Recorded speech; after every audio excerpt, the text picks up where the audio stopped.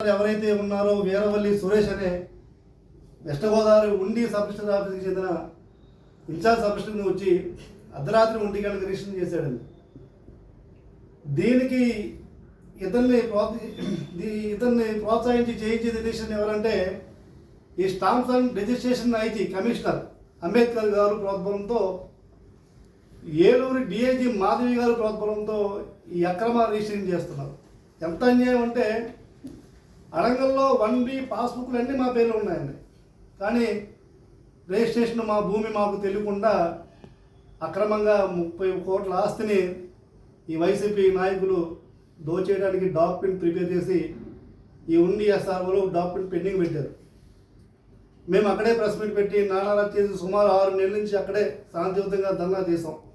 మాకు న్యాయం చేయమని అందరి దగ్గరికి వెళ్ళి కలిసాం.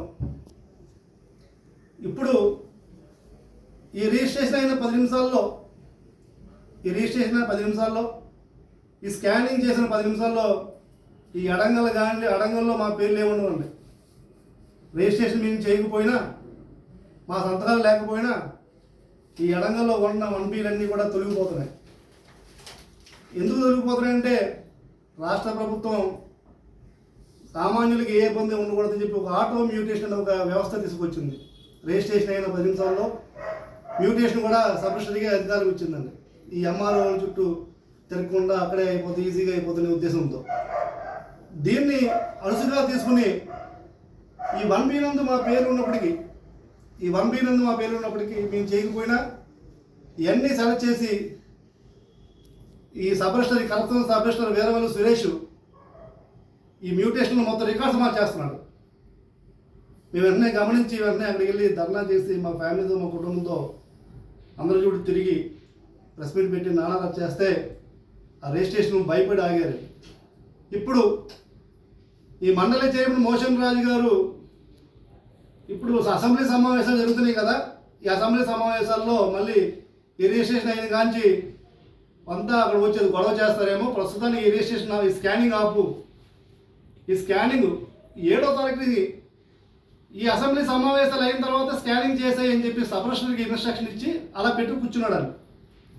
ఈ అసెంబ్లీ సమావేశాలు అయిన తెల్లారి 7వ తారీఖు 8వ అసెంబ్లీ సమావేశాలు అయిన తెల్లారి మొత్తం డాక్యుమెంట్ స్కానింగ్ చేసేస్తారు. స్కానింగ్ అయిన 10 నిమిషాల్లో మొత్తం రికార్డ్ మారిపోతుంది. చాలా అన్యాయంగా, ఎవరూ చేయని విధంగా, అసలు ఎంత కరసనంగా చేస్తారంటే నాకేం అర్థం కాని పరిస్థితుల్లో మా కుటుంబం అందరి చుట్టూ తినడం జరుగుతుంది. నేను సుమారు ఇక్కడికి వచ్చి విజయవాడ వచ్చి నేను అక్కడ ధర్నా చేస్తూ ఉంటే నాపై ఒక అక్రమ కేసు పెట్టి నేను భవానీ మాల్లో ఉండగా నా మాల తెంపేసి నన్ను తీసుకెళ్ళి పోలీస్ స్టేషన్లో కూర్చోబెట్టి నా మాల మొత్తం 3 ముక్కలు చేశారండి. అక్కడ ఒక కానిస్టేబుల్, మీరు ఈ ఆఫీస్ నుంచి మీరు వెళ్తారా వెళ్ళరా, లేకపోతే మీపై నేను అనేక కేసులు పెట్టి లోపల వేసి వాళ్ళ పని ఎలా చేస్తారని చెప్పి నన్ను బెదిరించడంతో నేను అక్కడి నుంచి ఉండి సబ్ రిజిస్టర్ ఆఫీస్ నుంచి పారిపోయి వచ్చి నేను విజయవాడ వచ్చి సుమారు 2 నెలలు అవుతుందండి. ప్రతి అధికారిని కలవడం, ప్రజావాణిలో, ప్రజా దర్బార్లో కూడా నేను అర్జీలు కూడా ఇవ్వడం జరిగింది. నాకు జరుగుతున్న అన్యాయం గురించి చెప్పడం జరిగింది. దయచేసి ఈ రిజిస్ట్రేషన్ ఆపండి. ఈ రాష్ట్ర ప్రభుత్వం ఈ స్టాంప్స్ అండ్ రిజిస్ట్రేషన్ డిపార్ట్మెంట్ మీద చాలా అవకతవకలు జరిగినాయి. దీన్ని ఏదైనా సరిచేయాలని చెప్పి అనేక జీవోలు అనేక రకాలుగా ప్రయత్నాలు చేస్తూ ఉంటే ఇటువంటి కరప్షన్ అధికారి వల్ల ఉండి సబ్ రిజిస్టర్ వీరవల్లి సురేష్, అలాగే బంటమిల్లి సబ్ రిజిస్టర్, మాది సబ్ రిజిస్టర్ ఆఫీస్ వచ్చి బంటుమిల్లి అండి. ఇది 8 పెట్టారు. అంటే మా జిల్లా కృష్ణా జిల్లా భూమిని పశ్చిమ గోదావరి జిల్లా పెట్టి చేస్తున్నారు. అంటే అక్రమంగా అక్కడ చేస్తారు కాబట్టి. అలాగే మా ఎంఆర్ఓ, కృత్యమైన ఎంఆర్ఓ శశికుమార్, వీళ్ళందరూ కలిపి ఈ జోగి రమేష్ గారు అనుచరుడు శ్రీనివాస్ రెడ్డి అనే ల్యాండ్ గ్రాబర్కి సపోర్ట్గా నిలుస్తూ మా భూమిపై అక్రమ రిజిస్ట్రేషన్ పెట్టి చాలా అన్యాయంగా రిజిస్ట్రేషన్ చేసేస్తున్నారు. సుమారు నాకు తెలిసైతే అసెంబ్లీ సమావేశాలు అయిన తెల్లారి ఈ 32 ఎకరాల భూమి మొత్తం మేము కోల్పోతున్నాం. నా తమ్ముళ్ళు నా కుటుంబం అంతా కూడా రోడ్డు మీద వచ్చేస్తున్నాం. కూలి పని చేసే పరిస్థితికి వస్తున్నాం.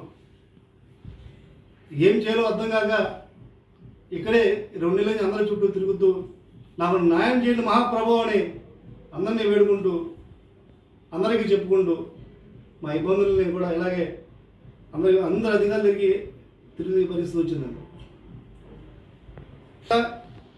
మహారాజు శ్రీ నారా చంద్రబాబు నాయుడు గారికి, డిప్యూటీ సీఎం గారు పవన్ కళ్యాణ్ గారికి, నారా లోకేష్ గారికి, వీళ్ళకి ఎవరికి తెలియకుండా వీళ్ళు ఈ మండలి చైర్మన్ మోషన్ రాజు, ఈ శ్రీనివాస్ రెడ్డి చేస్తున్న అక్రమాలు మేము ఈ అసెంబ్లీ సమావేశాలకి మేమంతా ధర్నా చేస్తామని చెప్పి మేము చెప్పడంతో ఈ అసెంబ్లీ సమావేశాలు ఎక్కడ వస్తామో అని చెప్పి భయంతో మేము ఎక్కడికి వచ్చి ధర్నా చేస్తాము భయంతో మమ్మల్ని భయపెట్టి నా చుట్టూ వాళ్ళ మనుషులు పెడుతున్నారు. నేను ఎక్కడికి వెళ్తున్నాను, నేను ఏ రూమ్లో పడుకున్నా నా రూమ్ పక్కనే వాళ్ళ రూమ్ తీసి పెట్టడం, నా చుట్టూ నేను ఎక్కడికి వెళ్తే నా వెనకాల పంపడం,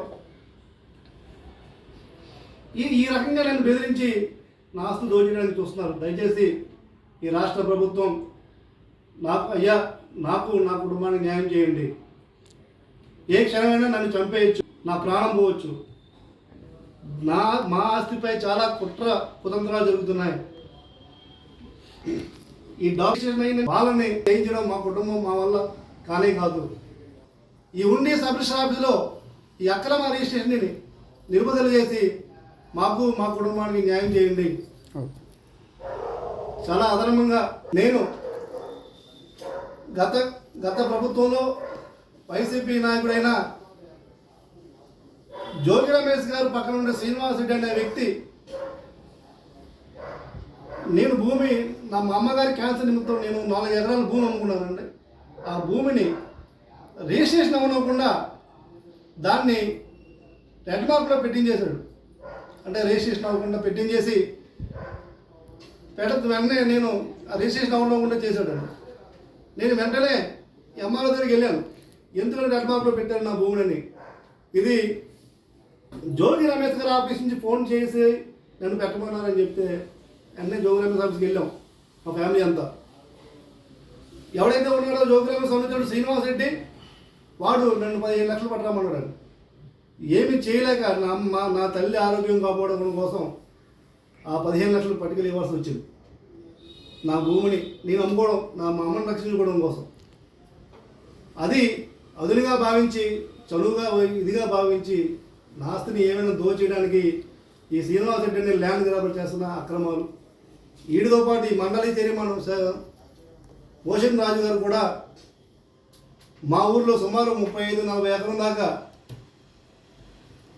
రాయించుకొని అక్రమంగా అన్యాయంగా మా భూములను మా తాత, మా చింతాత, మా పెద్దాతల భూములు కూడా రాయించుకున్నాడు. అడంగంలో 1B పాస్ భూములు కూడా తెచ్చుకున్నాడు. ప్రభుత్వంలో ఉన్నానండి. నేను చాలాసార్లు కూడా నారా లోకేష్ గారి ఆఫీస్కి చెప్పడం జరిగింది.